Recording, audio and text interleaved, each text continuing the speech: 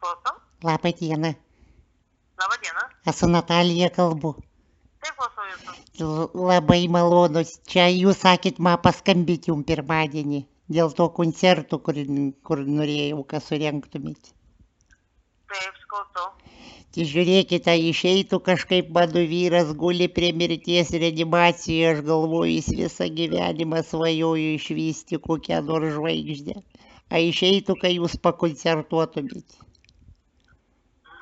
Ta prasme, kur jūs norit, kad mes pakoncertuotumėm? Tai atvažiuotumėt į ligoninę, ten kažkaip tai pakoncertuotumėt palatui žmogų. Žinokit, mes tokių dalykų nedarom. Ali, tai gal kaip nors. Pirmiausia, nei jums vadovybė leis tokį dalyką daryti, nei...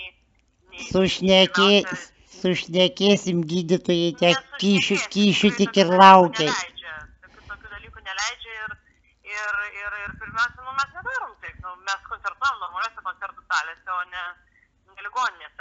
Aš nemanau, kad tai yra vieta. Aš jums dvigubai sumokėsiu, Natalija. Supraskit, čia ne piniguose esmė yra, mes ir už dyką galim atvažiuoti geranoriškai, bet ne... Tai atvažiuokit tada. Atvažiuokit, paskutinis žmogaus noras. Tai nėra vieta. Tik žinokit, tik kur baigi tada, kada jūs atvažiuosit koncertuot, kai jis karste gulės? Prie ko čia tai? Tik jau jam suskaičiuotus dienus, viskas, nedaug jam beliko.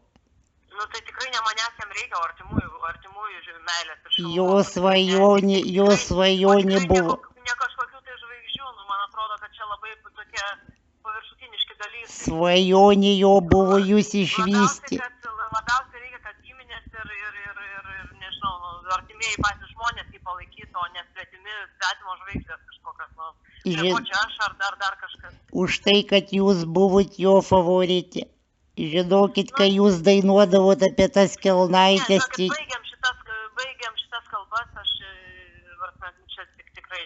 Aš sakau, gal jeigu jūs padainuotumėt tą su baltom kelnaitėm, tai gal jis kaip nors atsikeltų, gal stebuklas įvyktų. Jūs ne ten kreipėtės, ne ta grupė dainavo apie baltas kelnaitės. Ati jūs taigi nusimovėt vieną kartą, mačiau.